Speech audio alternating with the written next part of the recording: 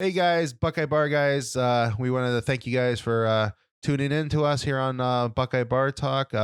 Great show we got coming up today. We're really looking forward to you guys listening and watching it.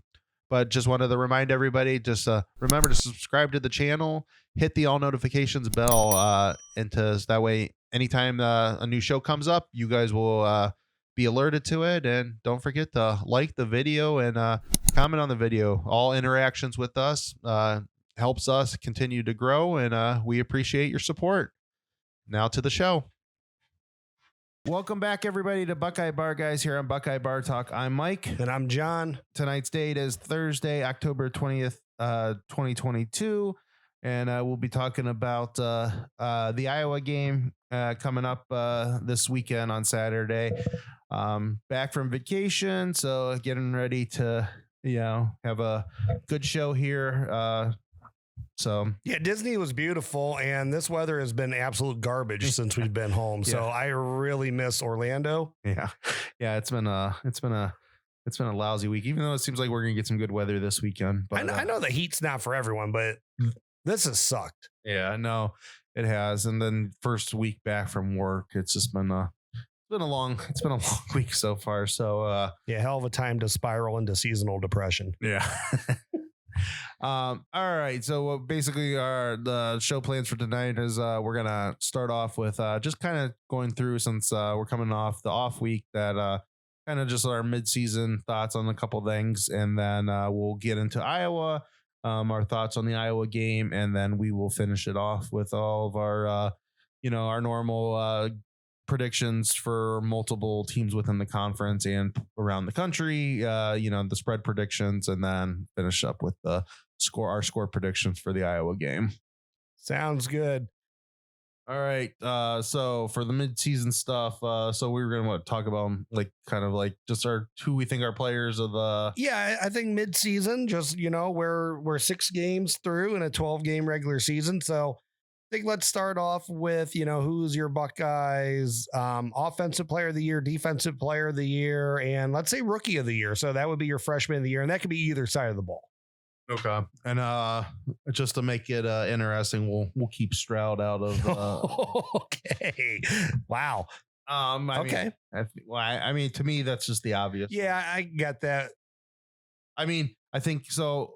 I guess to talk about Stroud, just to start off, it seems like right now at this moment, I know that Hooker had a huge game last week against Bama.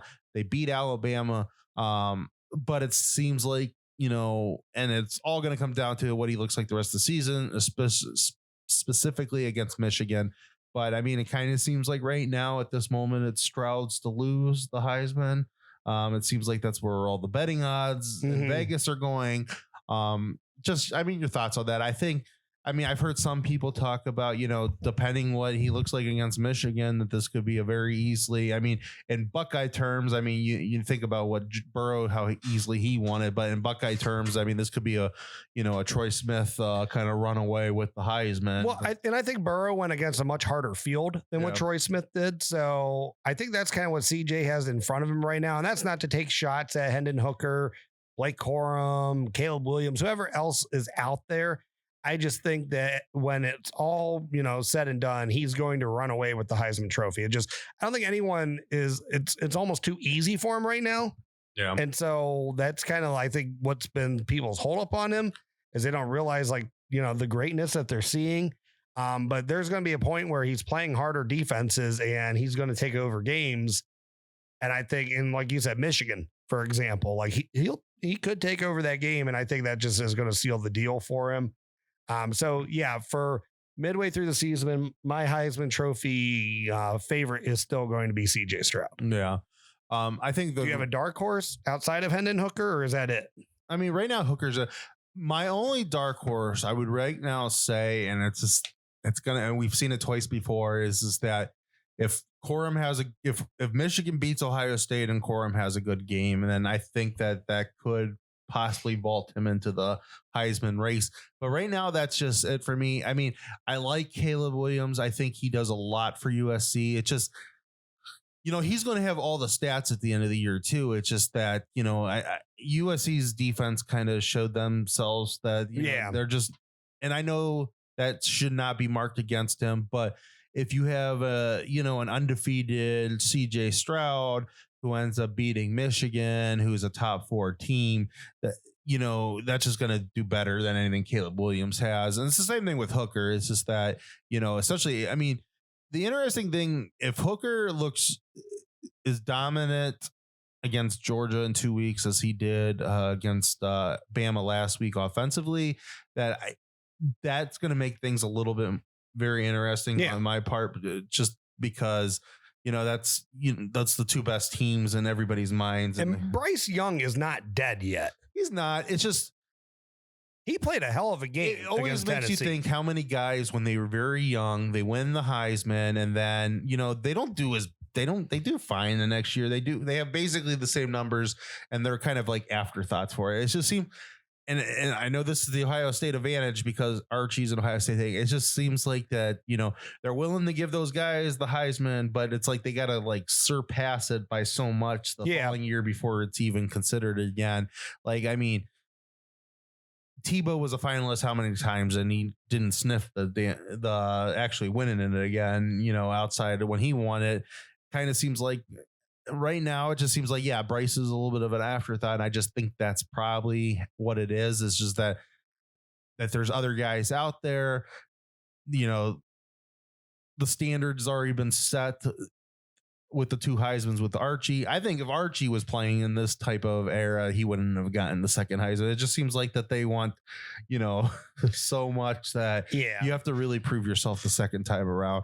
And and I just think that, Hooker's there, Stroud's there, and that's probably your 2 favorites right now. That I think Stroud's overwhelmingly the favorite, but, I think things could get interesting because I could see, if Hooker would win the SEC this year, beat Georgia, and they would go on to win it, because I believe it's the following week is usually the following week after conference championships. That he might get some votes through there, and it could really split the country to where, the South could vote in a block that, for him, and the North could vote in a block for Stroud. And then it kind of would come down to pretty much the Western voters to, who's actually the Heisman Trophy winner. Yeah, no, I mean, I can see that, but like it's midseason, I'm going with Stroud as even a heavier favorite than what I thought to start the year. Yeah, agree with that. All right, so let's go through. We'll start with the offense. So your offensive player of the year up to this point. I mean, I think there's only 2 like logical ones here. So I'm going to say Mayan Williams, just because he's really made the offense go. I mean, he's made, and there's a lot of credit to go around with what he's doing. It's not just running hard. It's, faith in Justin Fry, faith in the offense, like offensive line. There's a lot of different pieces. Of course, the receiving game. Mine's just ran so damn hard though. And I think he's, his mindset has kind of trickled down to Trey now too. And they're both running really hard. Yeah. So I think Mayan right now through the 6 games, even though he hasn't played in like 1.5, but I think he would be my definite, he'd be my guy. Yeah. I think I'm going to go with Marv on this one, just because I think that, I think Marv is now kind of the point, and this might be crazy to say, but I think Marv is going to be, even when JSN comes back healthy, Marv's kind of the focal point of the receiving core. I think he has to kind of. If you never double team him, you're screwed. Like you've got to figure that out. Like, and JSN's going to kill people in the middle of the field, and so it's going to be. But that's what they're going to line him up. They're going to line him up in the slot and leave Marv on the outside, and so you're going to have to make that choice. And I think you can do a lot of things with different zones and different type of things against JSN. Doesn't mean that they'll work in the middle, but if you don't have a safety over top to help your corner on the outside, that, Marv Jr. is going to kill them. So I think he's the best wide receiver in the country. And I don't think it's close. And I know it's still going to be kind of the same. Igbuka has great stats. Yeah. But Marv, talent wise, I think right now, I mean, I know people are looking forward to when Smith and Jigba's back, but I just think talent wise, Yeah. Marv's a mismatch for everybody. Like he's just got everything right now. If he was a year older, I mean, he's the first receiver off the board. Oh, he's a top 5 draft pick. And easily. so I don't think that, I think he's the top 5 guy right now. I mean, he could be the top wide receiver off the board I actually thought of this in Florida, and I don't know about like property rights or anything, so I don't want to get too like offensive or anything. Do you think an NFL team should be able to take the risk of losing a first rounder to have the rights to a college football player? I don't know. I mean, maybe would some do it? Yeah, maybe that. That's an interesting thought. I mean, we'll talk about that some other time. I mean, I don't see any NFL team doing it outside the Raiders. That's a Raiders thing. And it's too risky. You never know what happens the next year. Yeah. So, I mean, it's an interesting thought, but I don't think I think it would be more that the NFL maybe eventually is going to try to push that, should we be allowed to take second year kids? And I mean, that's the whole kind of Maurice Claret thing again, as a freshman in college. But I mean, we're in a much different, I think, world where I think some of these kids where Claret might have been like an oddball even in the early 2000s. Yeah, right. I think we're at a point where when you think about lifting programs that are in college, lifting programs that are even in high school, that we might be at a point that, some of a few more of these kids that are first year kids could actually play in the NFL. Well, I mean, a lot of them still don't look like Marv did last year, though. That's true. He's just came up differently. Yeah. I mean, it's just pedigree. Yeah. And I love that pick. I mean, that was my other one. That's what I said. There's 2. Yeah. He was my other one. All right. Your rookie of the year offensively. Well, offensively, it has to be Dallin Hayden, right? As far as true freshman, I mean, I guess, is there a redshirt freshman out there? I don't know. Is. Who would you say? Donovan. Okay. I like that. I mean, is he considered a redshirt freshman? I don't know if he's considered, but I know he didn't play enough last year to where I consider him a rookie last year. I do like that. I'll take that. I think Dallin Hayden stepped up in a big way, though. Yeah, I agree with that. Because not only, did he get thrown in that third role, but he's actually been in the second role for a couple of weeks now. And so he's looked really good. But yeah, I like Donovan Jackson. I think that's a good one. Yeah, I think the offensive line, just especially when you think about it from what he looks like right now against when he looked like against Notre Dame. I mean, he made a couple mistakes against Notre Dame. Notre Dame kind of pushed him back a couple times and stuff. And I mean, you can't get around the kid, just like it seems like you can't get around any of them right now. No, yeah, they're all playing at a very high level. Where you think about when I think about the Notre Dame game, I thought, well, he might be a weak spot, just not necessarily thinking that he's a weak player, but it might take a year for him to really be up to that level. And I think he's already there, and they're just getting better and better every week, the offensive line, and he's a big part of it. So that's what I'm going with. Okay. I like that. All right. Defensive player of the year. Defensive MVP. There's a couple. I'm going to go with Tommy Eichenberg because I get first choice. So Tommy's been everywhere. He makes every tackle. He is a run stopping machine. Looks like the image of the silver bullet middle linebacker. Tommy Eichenberg is filling in wonderfschly to, what the people that have been before him. The Laurinaitis, McMillans, Katzenmoyers, Schlegels, whomever. I mean, he's been doing a great job. Yeah.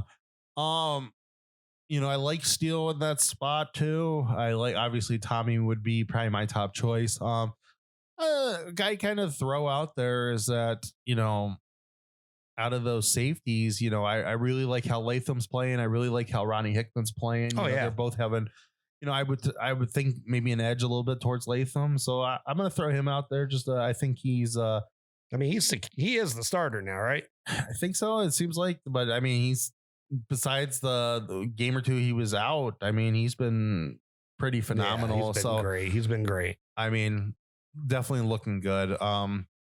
All right, our rookie of the year on that side of the rookie of the year for me, he could have been player of the year for me as well. It's Mike Hall Jr. there in the middle. I mean, you can't even. I forgot about him, but yeah, I don't think you can argue that. I mean, you could say, because I think he is a redshirt freshman. If he's not, though, kind of the same thing like with you with Donovan Jackson. He didn't play enough last year to register for me. So, yeah, he's going to get my rookie of the year. I mean, he's a beast. There's nothing else to say. Yeah. The guy is a just TFL machine. Yeah. I definitely like that one. Probably would be the top choice. Not necessarily about numbers or anything, but I'm going to throw J.K. Johnson out there just because I think that he's kind of now proven himself that he can play as a starter. I definitely like where he's at. And he's been really solid when he's in there. Doesn't mean he doesn't make mistakes, but you know, it just gives you, as long as he, maybe doesn't have a Denzel Burke moment going into next year, I think he's fine. And even Burke's been looking. I mean, I know he's not a rookie, but Burke, I thought looked better last week against Michigan State than he's. Yeah, and Cam Brown seemed to have taken a step back. So, that it's a wonder right now. Yeah, it's interesting. But definitely, I think that I like the way he's been playing. So, I'm going to go with that. All right. And then honorable mention has to be Sonny Styles, just for even seeing the field at 17 years old, man. And as productive as he's been as a kid. Yeah. He's playing me. Yeah. Angry individual. I can't wait for that dude. All right. And then finally, we had I don't know if you remember your playoff predictions or not. My playoff predictions were Ohio State played Oklahoma, Alabama played Clemson. Ohio State beat Alabama to end the day. So updated playoff prediction. I'm saying this is going to sound crazy. Ohio State plays Michigan in the first round. Ohio State is going to beat them twice. Alabama plays Clemson. Alabama beats Clemson. Because I still don't think Clemson has the offense, even at the end of the day, that they would stretch Alabama enough to be able to beat them in that game. And then Ohio State beats Alabama. So I'm still 1 through 3 remains for me. Same ending, but I see Michigan backing into this. I think I had USC as my 4th. Yes. And I had the 2 SEC schools, right? Yes. Okay. I think obviously I still have Ohio State in there. They're going to beat Michigan. I have been weighing that one, whether Michigan's getting into us. I think it kind of depends on what that game looks like. If Michigan looks like what they're looking like, right now, and they lose a very close one in Columbus, then, I think they're probably the favorites to go in there. That depends on Tennessee too. I think, yeah. That's kind of where I'm. Do you ever think like we'd be in a spot that Tennessee is like the wild card of what's going to happen in the playoffs? Because think about it. They beat Georgia and they beat Bama again. Really good shot. Georgia backs into the playoffs. Yeah. They lose to Georgia. Alabama beats Georgia. Then what the hell? I think I'm starting because I don't like what I'm seeing on Georgia's offense. So part of me does think Tennessee is going to beat Georgia. And I think they could beat Bama again. And so that knocks Bama out at that point. And, I don't know, even as defending national champion, that they've had some shaky games this year. I don't know if a 1-loss Georgia gets in over a 1-loss Michigan, especially if that game looks good. There's still some interesting things out there with Clemson. I really think Clemson's going to easily win the ACC. So I think Clemson's in.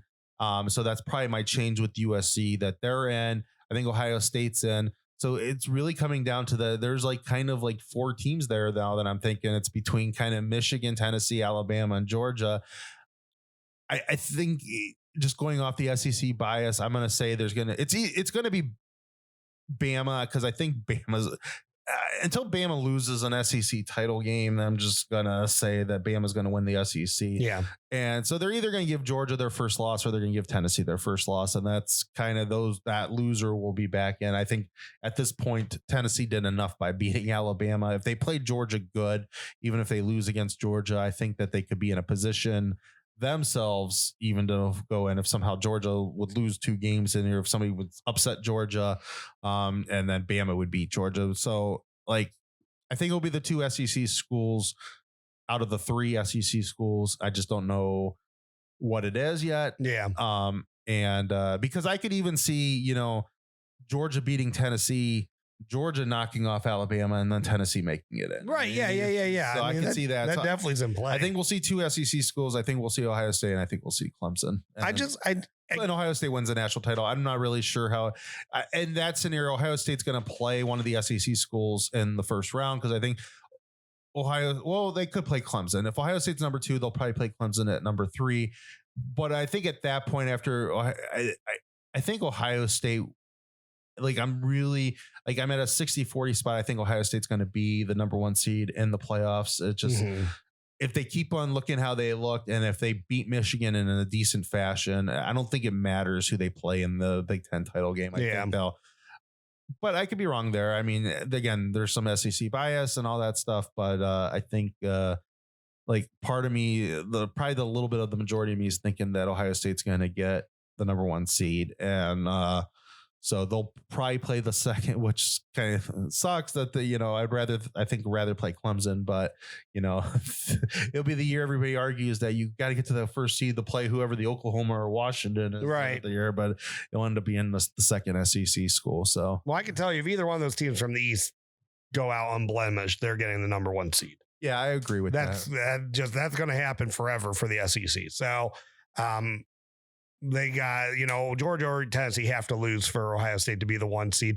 I said Ohio State's going to be the only undefeated team going into the playoffs. I'm going to amend that statement because the only way Clemson's getting in is if they go undefeated. Yeah, so I think Clemson's going to go undefeated. I think they win out. I mean, I still have it pretty much the same. Just replace Michigan for Oklahoma. Yeah. Alrighty. So Iowa. Let me dive right in. All right. The Hawkeyes. This will be an interesting game. We'll talk about a score later. I think Ohio State's like a 30-point favorite or something. I'll look up the spread here in a minute.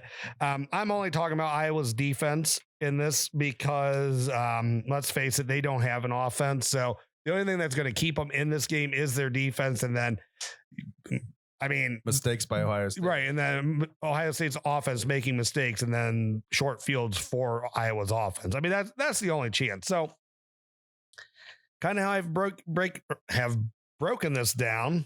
I think I said that right. The last couple of weeks. So Iowa's defense has been giving up 9.8 points per game, 264 yards allowed, 154 in the air, 110 rushing. To compare to Ohio State's defense, Ohio State's given up 15.7 points per game. So less. Ohio State's given up 253 yards. So Ohio State's actually given up less yards per game. Ohio State gives up 160 pass and 93 rushing. So Ohio State actually has a better rushing defense. Probably played worse rushing competition, though. All right, let's break it down. So South Dakota State scored 3 points, had 87 pass yards, 33 rush yards because they are not a Division I school. I don't know what their stats are on ESPN, what they average.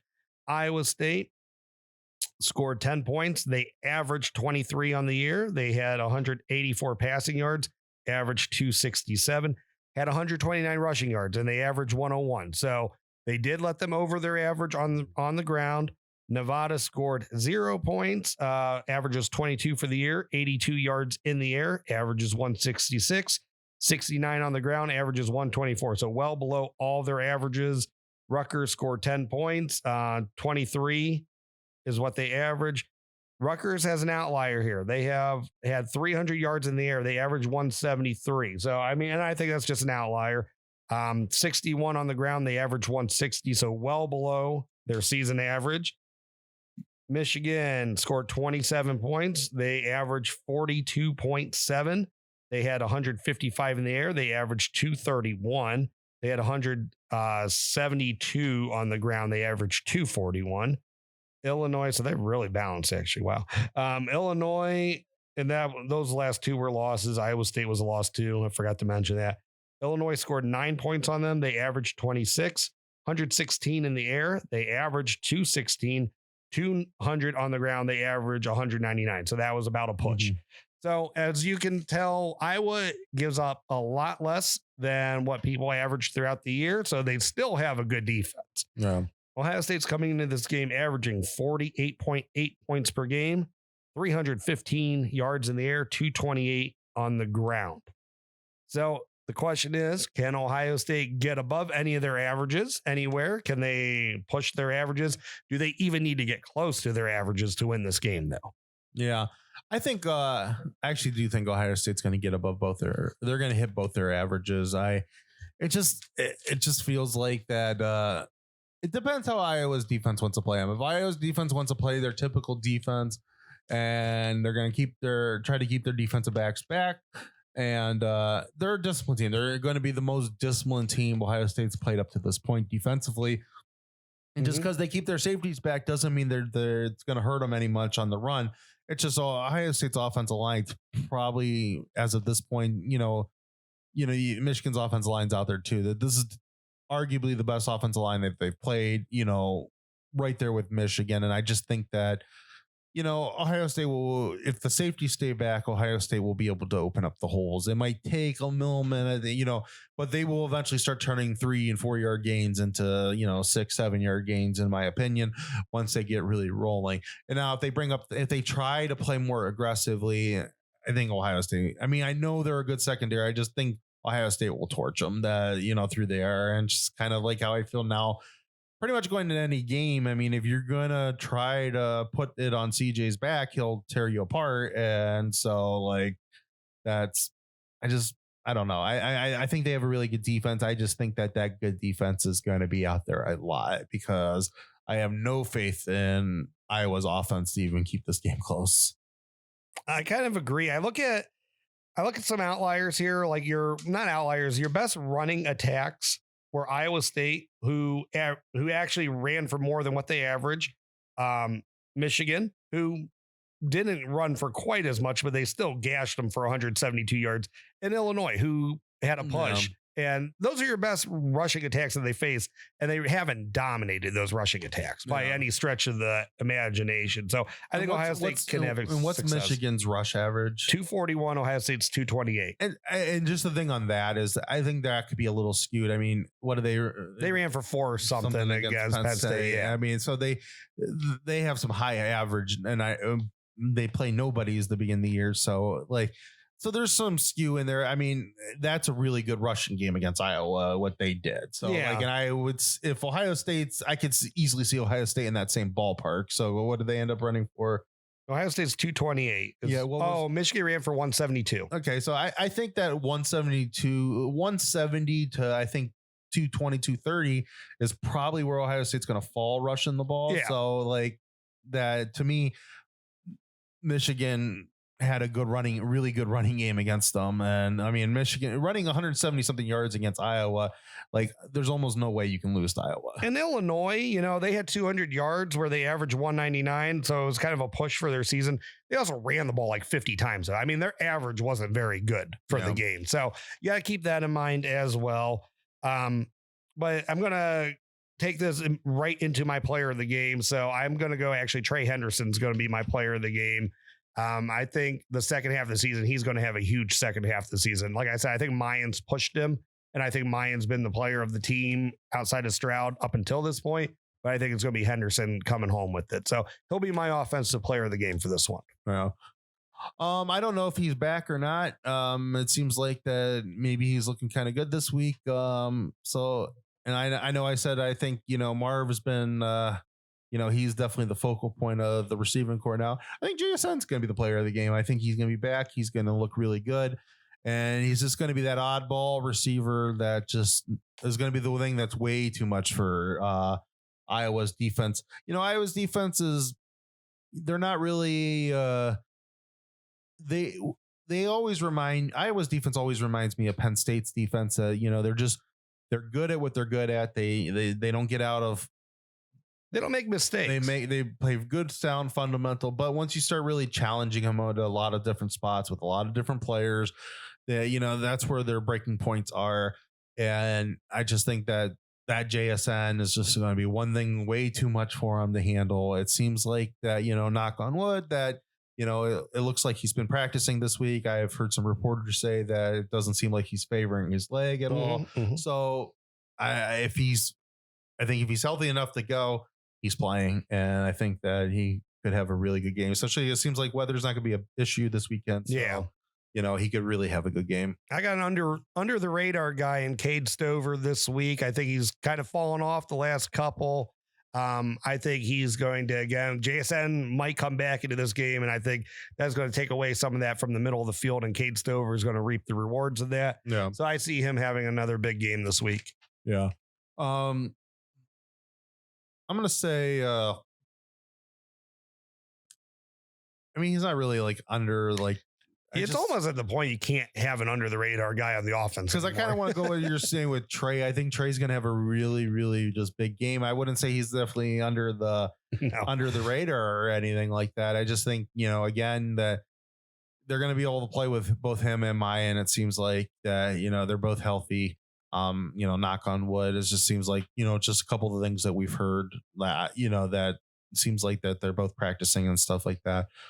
So I think he could have a really big game against this defense. And again, if they keep the safeties back to try to take away the passing threats, then, I just think that they will feast on them with the running game. I actually got two bold predictions. My first one is Cade Stover is going to have a rushing touchdown on a tight end around. And my second one is that Ohio State will average or hit their average and exceed their rushing output for the year. And Trey Henderson will have at least 200 yards on the ground. I like that. I can see. I think he was well on his way against Michigan State. It seems like it's starting to click for him. Just take what they give you, and your athleticism will take over at some point. Yeah. So I think he's going to get over 200 yards. And I'm sorry I took two. Bold prediction. I think part of me thinks that I threw. Like, I don't know what the final score is going to end up being.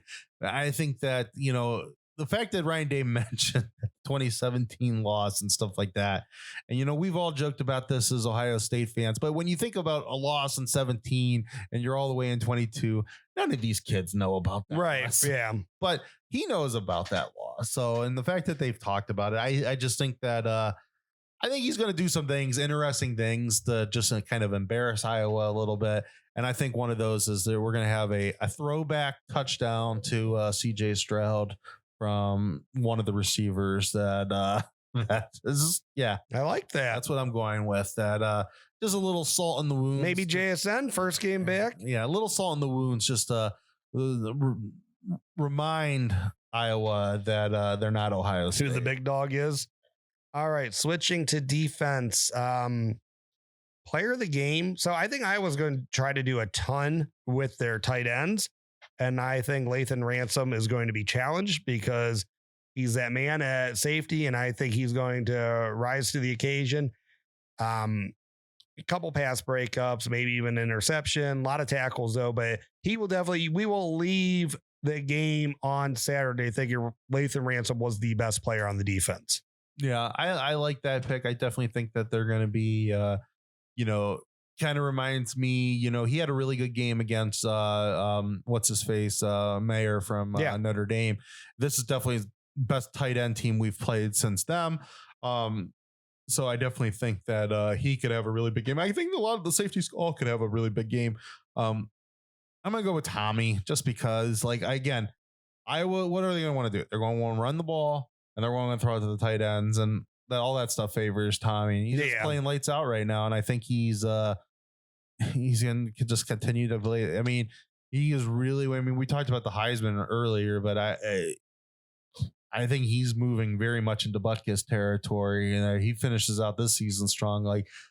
And I know I haven't watched everybody around the league, but I have watched a lot of different of the SEC's teams. I don't see anybody down there that's had just as good a season as him. I mean, there might be a couple guys that are playing just as good, but I don't think anybody's having a better season. So I think that he's really moving into Buckeyes territory, and he's going to have some big games down the stretch to prove himself here. And I think he could win it. And I think he's going to have a big game.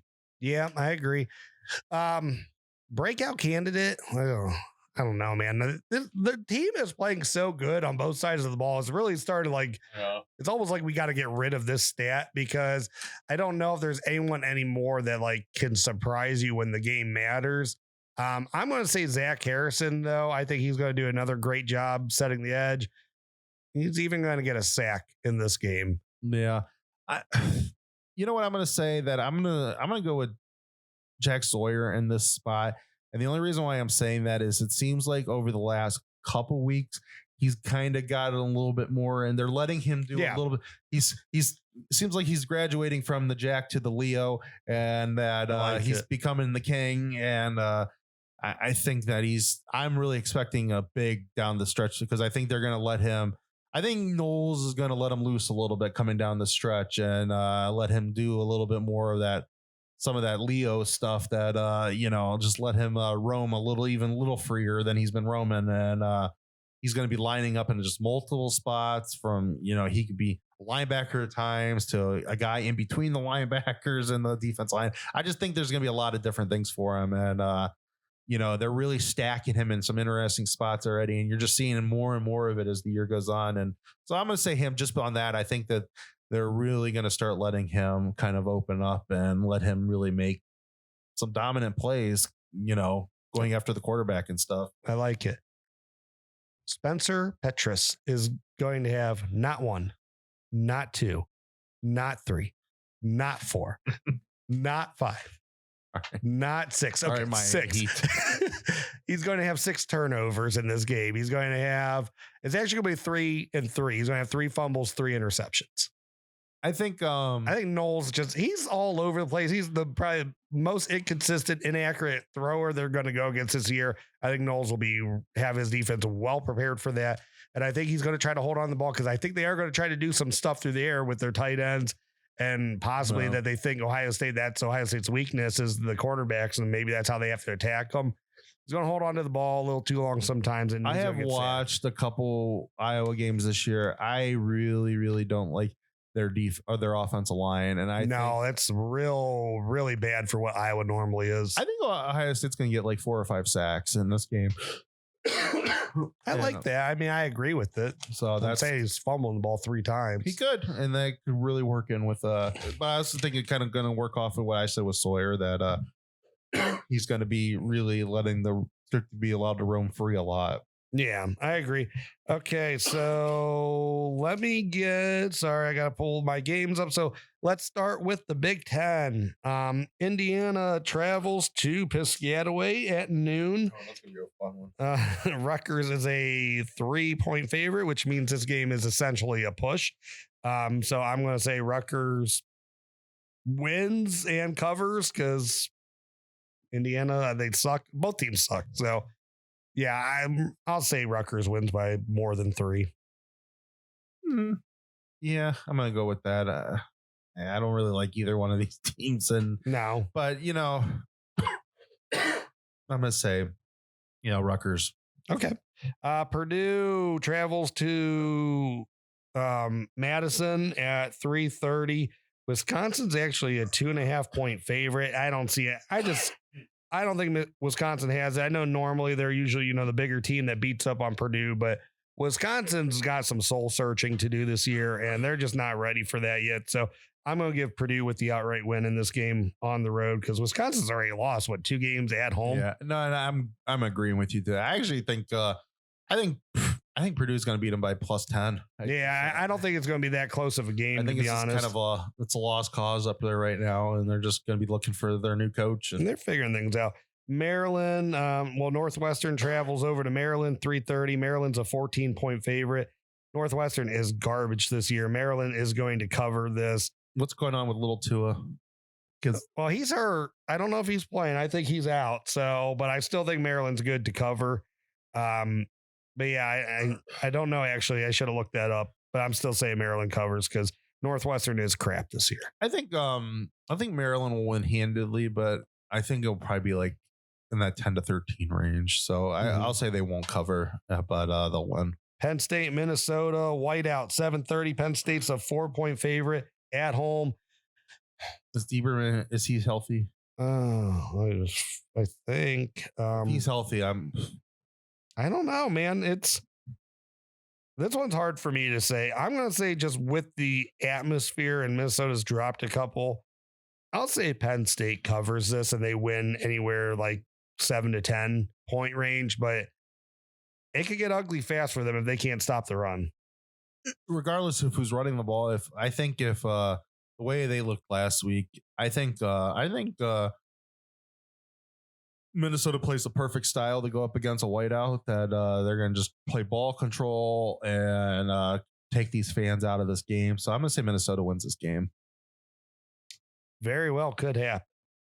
And Penn State's going to get a little. They're going to also the third thing that's going to be going against them. So I think ball control. They can't stop the run. They're going to lead these fans out of the game, and I think Penn State's going to be looking a little bit ahead for the following week. So I just think a lot of things are lining up against them, and they're gonna they'll lose this game.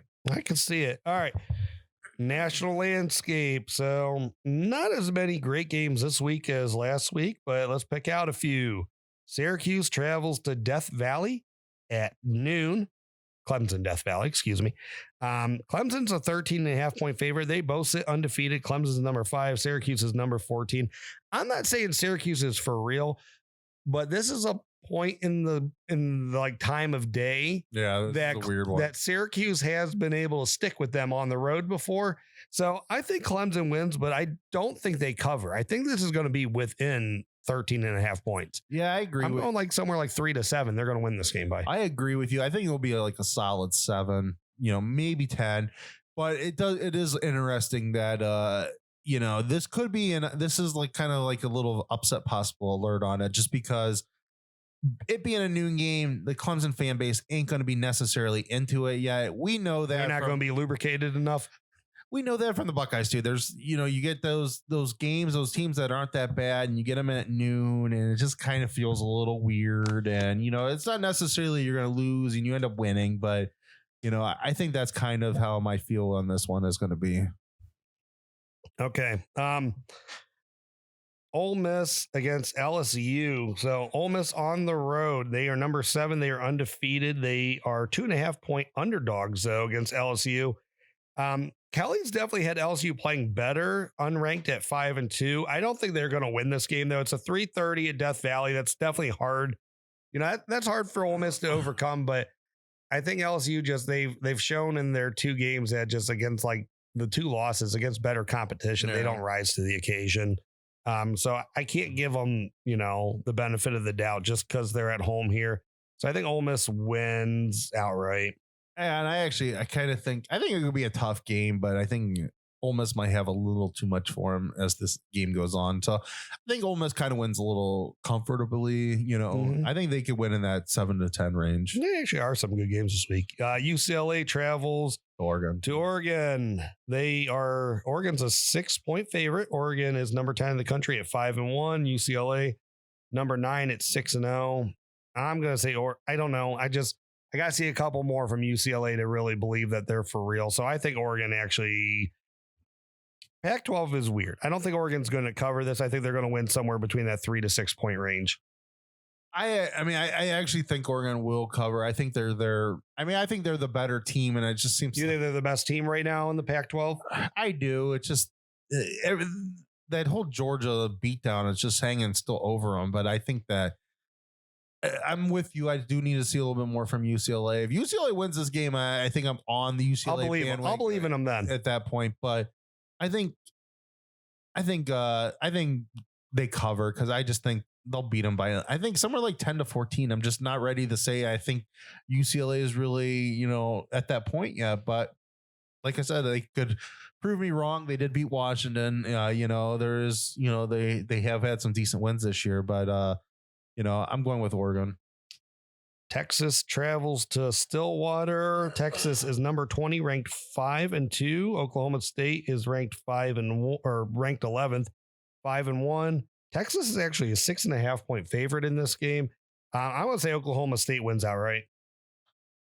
I kind of like Texas, and I think that they might be for real, but they have too much up and down. I think with viewers, I think they're the best team in the conference, and I think TCU is next week. It might be the week after, but I think that I think they cover, and I think Texas beats Oklahoma State and Stillwater. So you think as long as Ewers stays healthy, Texas will win in the Big 12? I just think that with his big arm and you got Bijan, that those two things just go very well together. And it's just, that's just hard to beat. And I think Texas has athletes and, they got players that, they have playmakers, they're Texas. So, that I just think that, yeah, if he stays healthy, I think they're going to win the Big 12. There's still a place in this universe where the play action game is just freaking deadly. Yeah. And and I know like things have evolved to the RPOs for a lot of teams, but the old school play action, if you got the right running back and you have the right quarterback that has the arm and you got a receiver that can get open, it's still deadly. I mean, Day's called some. He's called some things this year that I would consider more play action than necessarily RPO. Yeah, I agree. You know, yeah, you got a good receiving core, you got a quarterback that can throw, and you got a good running back. It still works. It's a very deadly combination. I like that. I mean, I'm give me another, like kind of like the game before. Give me another week, and then maybe I'll believe Texas. Mississippi State travels to Tuscaloosa. I don't know what to make of this game. So Mississippi State's ranked 24th. They're 5-2. Alabama is ranked 6-1. Alabama's a 21-point favorite. Yeah. And they pass at Mississippi State. Like they have a good quarterback. Will Rogers, right? Will Rogers? Yeah. That's his name, right? Saban is really, really good at coming off losses. You know, he's always been that way. 21's a lot, though. That's usually where it seems like they had that stupid loss, even though I don't think Tennessee was a stupid loss, and then they kind of refocus, and then they're really good. I don't think Mississippi State's going to beat Alabama, but I've seen a lot this year when good passing games. I mean, Texas was, throwing on them. Tennessee really threw on them.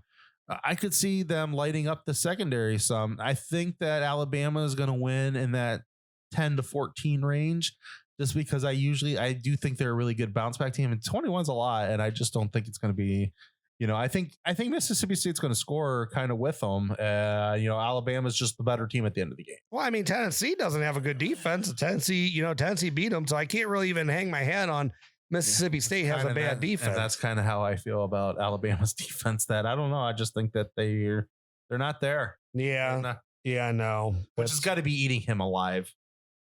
Yeah, I wonder if he's going to have more of an input on his DBs moving forward. Then late game, TCU against Kansas State. It's at TCU. TCU's a 3.5-point favorite. They are undefeated, ranked 8th. Kansas State is 5-1, ranked 17th. Late games are weird, Mike. Give me Kansas State outright. I think TCU beats them and they cover the spread. The Texas is the one that's going to knock TCU off, in my opinion. And I like Kansas State. Kansas State has upsetted plenty of teams over the years. It just, I like TCU. I just think that they'll win this game, and then their loss is coming. Yeah. All right. Noon, big noon game on Fox. We're really like a 30-point favorite in Columbus, Iowa against Ohio State. Ohio State sits at a 30-point favorite. I'm going to say not quite. I'm going to say 38-10. So they're just going to miss it. They will not cover, but Ohio State will win this game comfortably. Yeah. I like your 10. I'm going to go a little points higher than you on that one. I'm going to say 42-10, and they will cover that. It's just Iowa's about as good as 10, and I just think that the thing is, once Iowa's defense starts falling apart, and they will fall apart in this game, in my opinion, that it's too much. Ohio State can just score so quickly, and it's just they're going to get so tired into this game because they're going to be on the field a lot, and part of me doesn't even. And the only reason why I think it could be 10 is just I do think Stroud will make a mistake somewhere in this game and throw an interception. It could be a pick six, or they could get it within the 10-yard line. Part of me feels like it could be more like 7, but just because it seems like it's going to be probably 10-14, that I'm going to go with the lower end on that one, 10. But I think that they will get back into the 40s. Normally that seems like it, and they'll do that in this game too. So 42-10. I'm going with. If Ohio State gives up 55 points in this game, yeah. Fire everybody? Nah, I don't know. No, it won't be fire everybody, but it will be, there's going to be a lot of drinking. I might finish one of those bottles. All right, sir. Let's give us a victory shot for this week. I'm feeling the Basils this week, so that's what we're going to go with. The Basils Hayden. Basil Hayden's will be the victory shot for this week. So Ohio State, don't let us down. Yeah. Yep. All right. All right. Well, thank you everyone for stopping in tonight to the Buckeye Bar. I'm John. I'm Mike. OH. IO. Go Buckeyes. Go Buckeyes. Thank you for tuning in to this week's Buckeye Bar Guys on Buckeye Bar Talk. Don't forget to subscribe to the channel, hit that all notifications bell so you see when new content is added. And please remember to like and share so we can grow our audience. Don't be afraid to comment. We want to know what you're thinking and we want to know what content to add for you guys. OH. IO.